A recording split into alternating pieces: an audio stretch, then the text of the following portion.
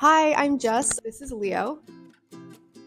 I'm a Master's of Nutritional Science student. Someday I will be a registered dietitian. Today, we're going to talk about tips that have really helped me focus and be productive with ADHD. I don't take medication. I have before, and these are some tips that really help me survive. Typically on this channel, I'm excited to talk about nutrition myths. So let's get started. Number one is exercise. You've probably heard this before, but I notice such a big difference on days that I move and days that I don't move my body. This could even be something as simple as like taking a 15-minute walk in the morning. Tip number two, I use caffeine very purposefully. How I do this is I don't drink coffee every day, but I drink tea every day. I save coffee for when I am really unfocused. My theory about ADHD and caffeine is that if your body gets used to too much caffeine all the time, it's not gonna work. I utilize caffeine almost as like a form of medication to help me focus, if that makes sense. So I use a little bit of it every day, and then if I'm having a really challenging day where I can't focus, then I will take more caffeine, so I'll like double the amount. Coffee has some nutritional benefits too. There's people on the internet that say like, oh, you should only drink matcha. Matcha is so much better for you than coffee. Well, yes, green tea is good. It has polyphenols, it has like other nutritive benefits. Coffee does as well. Coffee beans actually like have antioxidants. Antioxidants may reduce the risk of disease. Caffeine in general is a performance enhancing drug. Athletes utilize caffeine as a performance enhancing drug. So it does have some nutritional benefits. But of course, be careful with caffeine. I think the recommended daily maximum is 200 milligrams. So just be careful with that.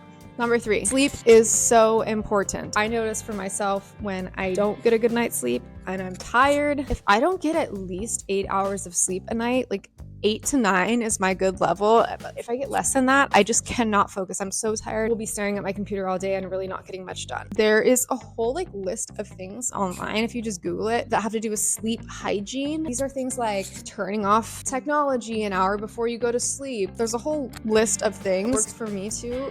Before sleeping is I take magnesium and I'll have some chamomile tea. If I for some reason I can't sleep very well, like I'm just having a lot of trouble sleeping, I will take a sleepy time tea that has like valerian root in it, which is an herb which they used to use that to put people to sleep. My number 4 tip has to do with the type of work that you engage in. I have found through trial and error that for me, type of work that I enjoy doing has to either be mentally stimulating, like mentally challenging, social, so where I'm engaging with people. That's why I love nutritional science and dietetics, because it's rewarding, and I'm really excited to be both mentally challenged and in a environment where I'm working with people. This is also why I like teaching yoga, which I do right now, because I am moving, I'm walking around, I'm using my body, but I'm also engaging with people. I urge you to really think about what kind of work is stimulating for you. My 5th tip is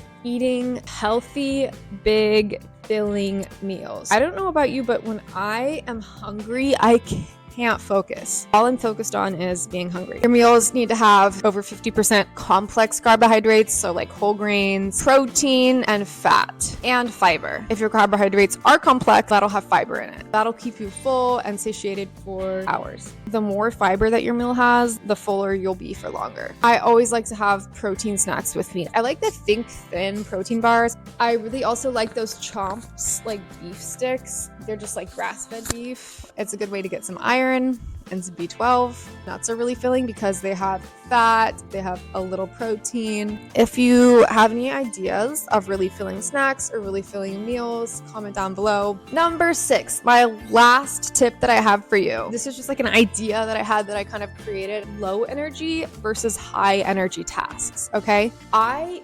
categorize the list of tasks that I have to do for the day into low energy and high energy tasks. What does this mean? You have to figure out what time of day you have the most energy. For me, it's morning. So for me, when I wake up from like 6 to 9, I have the most energy. I do the hardest tasks at that time, like working on my thesis, later in the day, like 2 to 4, when I'm just really getting tired, my energy is waning, that's when I do the low energy tasks. For me, the low energy tasks are anything that doesn't really take that much effort on my part. Like if I'm working from home, I'll do the dishes, I'll do laundry. And this is going to be different for everybody. Maybe laundry is really just a pain in the butt for you to do, you know? So maybe when you wake up, you do laundry right away so you get it over with when you have the energy. Or maybe if you're an evening person, maybe you save the high energy tasks for the evening. I hope these 6 tips help you out. I hope you can maybe try a few of them. Please comment and let me know if they do help.